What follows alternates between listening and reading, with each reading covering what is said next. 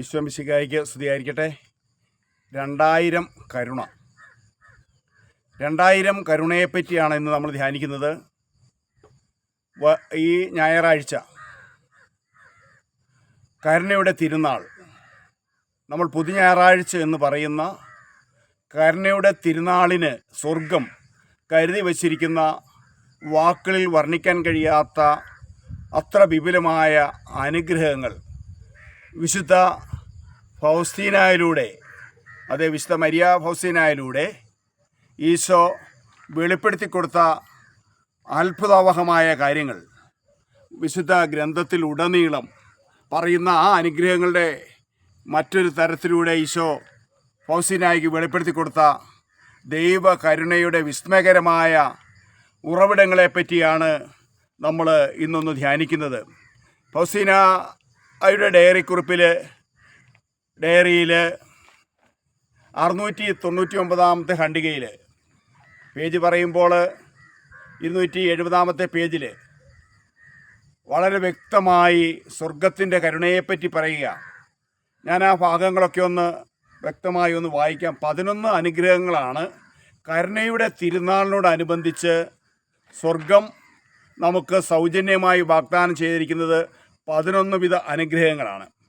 699 ഖണ്ഡിക 699. എൻ്റെ മക്കളെ, എൻ്റെ അഗ്രാഹ്യമായ കരുണയെപ്പറ്റി ലോകം മുഴുവനും പറയണം. എൻ്റെ അഗ്രാഹ്യമായ കരുണയെപ്പറ്റി ഞാനും നിങ്ങളും നമ്മൾ ഓരോരുത്തരും ലോകം മുഴുവനോടും പറയണം. 2, എല്ലാ ആത്മാക്കൾക്കും വേണ്ടി, പ്രത്യേകിച്ച് കഠിന പാപികൾക്ക് വേണ്ടി കരുണയുടെ തിരുനാളിൻ്റെ അന്നേ ദിവസം നിങ്ങൾ പറയണം. അത് ഏറ്റവും വലിയ അഭയവും സുരക്ഷിതവുമായ ദിനമാണത്. കരുണയുടെ തിരുനാളെ ഏത് കൊടും പാപിയെയും മാനസാന്തരത്തിലേക്കും അനുതാപത്തിലേക്കും ആത്മരക്ഷയിലേക്കും നയിക്കാൻ തക്ക വിധത്തിൽ സ്വർഗം ആഗ്രഹിക്കുന്ന അനുഗ്രഹം കൊടുത്ത് നമ്മളെ അനുഗ്രഹിക്കുന്ന ദിവസമാണ്. ആ ദിവസം എൻ്റെ അനുകമ്പാർദ്രമായ കരുണയുടെ ആഴങ്ങൾ ഞാൻ തുറക്കും. ഏത് കരുണയുടെ തിരുനാളിൻ്റെ അന്ന് ആ ദിവസം എൻ്റെ അനുകമ്പാർദ്രമായ കരുണയുടെ ആഴങ്ങൾ ഞാൻ തുറക്കും. കരുണയുടെ ആഴങ്ങൾ തുറക്കുന്ന സ്വർഗത്തിൻ്റെ അനുഗ്രഹം വാഗ്ദാനം ചെയ്തിരിക്കുന്ന ദിവസവും നിമിഷവുമാണ് കരുണയുടെ തിരുനാളിൻ്റെ അന്നേ ദിവസം സ്വർഗം നമുക്ക് വേണ്ടി ഹൃദയം തുറക്കുക. 4, എൻ്റെ കരുണയുടെ ഉറവിടത്തെ സമീപിക്കുന്ന ആത്മാക്കളുടെ മേൽ ഞാൻ പ്രസാദവരത്തിൻ്റെ വൻ കടൽ ഒഴുക്കും.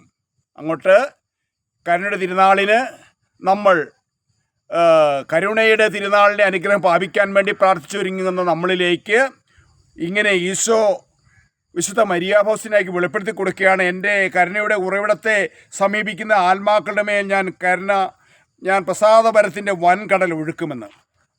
അത്ര വലിയ അനുഗ്രഹമാണ് ഈ കരുണയുടെ തിരുനാളിനോടനുബന്ധിച്ച് നമുക്ക് ലഭിക്കുന്നതെന്ന് തിരിച്ചറിഞ്ഞുകൊള്ളണം. അന്നേ ദിവസം കുമ്പസാരിച്ച വിശുദ്ധ കുർബാന സ്വീകരിക്കുന്ന ആത്മാക്കൾക്ക് പരിപൂർണ പാപമോചനവും കടങ്ങളുടെ പൊറുതിയും കൊടുത്ത് ഞാൻ അവരെ അനുഗ്രഹിക്കും. അന്ന് വിശുദ്ധ കുമ്പസാരിച്ച് വിശുദ്ധ കുർബാന സ്വീകരിച്ച് സഭയുടെ നിയോഗങ്ങളോട് ചേർന്ന്, മാർപ്പാപ്പയുടെ നിയോഗങ്ങളോട് ചേർന്ന് നിൽക്കുന്ന ഒരു വ്യക്തിക്ക് സ്വർഗം ദണ്ഡവിമോചനത്തെക്കാളുപരി, കടങ്ങളുടെയും പാപങ്ങളുടെയും പൊറുതിയേക്കാളുപരി ശരിക്കുമുള്ള അനുഗ്രഹത്തിൻ്റെ പൂർണ്ണത, പരിപൂർണ പാപമോചനവും കടങ്ങളുടെ പൊറുതിയും ലഭിക്കും. 6, അന്നേ ദിവസം ദൈവിക പ്രസാദവരം ഒഴുക്കുന്ന എല്ലാ ചാലുകളും ഞാൻ തുറന്ന് കൊടുക്കും. ദൈവിക പ്രസാദവരം ഒഴുക്കുന്ന എല്ലാ ചാലുകളും അന്ന് തുറന്നു വിടും. 7, ഒരാത്മാവ് പോലും തൻ്റെ പാപം എത്ര കടും ചുമപ്പാണെങ്കിലും എൻ്റെ അടുക്കൽ വരുവാൻ ഭയപ്പെടരുത്. ഞാൻ പാപം ചിലരൊക്കെ സ്വയം പറയുന്നുണ്ട്, ഞാൻ കടും പാപി, എനിക്കൊന്നും ഈ ദൈവത്തിൻ്റെ കരുണയ്ക്കോ രക്ഷയ്ക്കൊന്നും അവകാശമില്ലെന്ന്.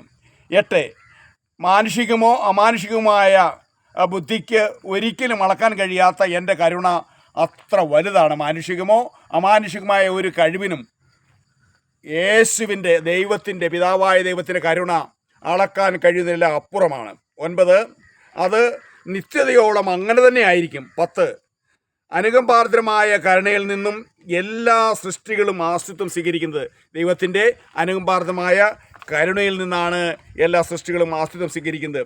11, എന്നോടുള്ള സഹവാസത്തിൽ എല്ലാ ആത്മാക്കളും എൻ്റെ സ്നേഹത്തിലും കരുണയിലുമാണ് നിത്യതയിൽ എപ്പോഴും മുഴുകിയിരിക്കുന്നത്. എനിക്ക് നിങ്ങളോടുള്ള വാത്സല്യത്തിൽ നിന്നാണ് കരുണയുടെ തിരുനാൾ ഉത്ഭവിക്കുന്നത്. എനിക്ക് നിങ്ങളോടുള്ള വാത്സല്യത്തിൽ നിന്നാണ് കരുണയുടെ തിരുനാൾ ഉത്ഭവിക്കുന്നത്. ഈ കരുണയുടെ തിരുനാൾ ഉത്ഭവിക്കുന്നത് നമ്മളും ഈശോയുമായിട്ടുള്ള കൂട്ടായ്മയിൽ, പിതാവ് ദൈവമുള്ള കൂട്ടായ്മയിൽ നിന്നാണ് ഈ കരുണയുടെ തിരുനാൾ ഉത്ഭവിക്കുന്നത്. എന്താണ് ഞാൻ ആദ്യം സൂചിപ്പിച്ച 2000 കരുണ? ഈ കരുണയെ സംബന്ധിച്ച് പറഞ്ഞാൽ 2000 ആണ്ടിൽ മഹാജൂബിലി, ക്രിസ്തു ജയന്തിയുടെ മഹാജൂബിലി ആഘോഷിച്ച ആ 2000 ആണ്ടിൽ 26 വർഷം സഭയെ നയിച്ച ജോൺ പോൾ രണ്ടാമൻ മാർപ്പാപ്പ ഈ കരുണയുടെ തിരുനാൾ, അതായത് നമ്മളിപ്പോൾ പറഞ്ഞതുപോലെ തന്നെ ഈസ്റ്റർ കഴിഞ്ഞു വരുന്ന ഞായറാഴ്ച കരുണയുടെ തിരുനാളായി ഔദ്യോഗികമായി പുതു ഞായറാഴ്ച കരുണയുടെ തിരുനാൾ ദിവസമായി പ്രഖ്യാപിക്കുക ചെയ്തത്. അത് 2000-ലാണ് ശരിക്കും ഇത് ഔദ്യോഗികമായി കരുണയുടെ തിരുനാളായി ഇത് ആഘോഷിക്കാൻ തുടങ്ങിയത്. അന്നേ ദിവസം തന്നെയാണ് 2000 ആണ്ടിൽ തന്നെയാണ് വിശുദ്ധ മരിയ ഫൗസ്റ്റീനായെ വിശുദ്ധയായി പ്രഖ്യാപിച്ചതും. അതും കരുണയുടെ തിരുനാളിൻ്റെ അന്ന് ആണ് നമ്മൾ ഓർക്കണം. അത് 2011 ഏപ്രിൽ മെയ് മാസം 1-ാം തീയതി പുതുഞായറാഴ്ചയാണ്. അന്നാണ് കരുണയുടെ തിരുനാളിൻ്റെ അന്ന് വിശുദ്ധ ഫൗസ്റ്റീനായെ വിശുദ്ധയായി പ്രഖ്യാപിക്കുന്നത് അന്ന് തന്നെയാണ്. അതുകൊണ്ട് ഈ കരുണയുടെ തിരുനാളിന് വളരെയേറെ പ്രാധാന്യമുണ്ട്. ശരിക്കും പറഞ്ഞാൽ കരുണയുടെ ഏറ്റവും വലിയ സിംഹാസനം കുമ്പസാരക്കൂടിനോട് എത്രമാത്രം ഞാനൊന്ന് അടുത്ത് നിൽക്കുന്നുവോ, അടുത്ത് നിന്നാൽ പോരാ, ഞാൻ കുമ്പസാരക്കൂട്ടിൽ എൻ്റെ പാപങ്ങൾ എൻ്റെ യേശുവിൻ്റെ അടുത്ത് ഏറ്റു പറഞ്ഞാൽ, അതെ, യേശുവിൻ്റെ പ്രതിനിധിയായിരിക്കുന്ന ഈ കത്തോലിക്ക പുരോഹിതൻ്റെ അടുത്ത് എൻ്റെ പാപങ്ങൾ ഏറ്റു പറഞ്ഞാൽ എന്നെ എൻ്റെ ദൈവം വിടുവിക്കും, എന്നെ അനുഗ്രഹിക്കും, എല്ലാവിധ ക്രൈസിസിൽ നിന്നും എന്നെ രക്ഷിക്കും. അതുകൊണ്ട് ഈ കരുണയുടെ തിരുനാളിന് നമ്മളെ തന്നെ ഒരുക്കാം. ആ തിരുനാൾ നമ്മൾ ആഘോഷിക്കണം. കരുണയുടെ തിരുനാളിൽ ആഘോഷിക്കാൻ പറ്റിയില്ലെങ്കിലും ഈ അവൻ്റെ കരുണയിലേക്ക് എല്ലാ പാപികൾക്കും സ്വാഗതമുണ്ട്. അതുകൊണ്ട് കരുണ കൊന്ത ചൊല്ലി പ്രാർത്ഥിക്കണം. അവൻ്റെ കരുണാർദ്രമായ ഹൃദയത്തിൽ നിന്ന് എല്ലാവിധ ദൈവാനുഗ്രഹവും നമ്മൾ പ്രാപിക്കണം. Praise the lord. ആമേൻ. ഹല്ലേലൂയ. ഈശോ നമ്മളെല്ലാവരെയും അനുഗ്രഹിക്കട്ടെ.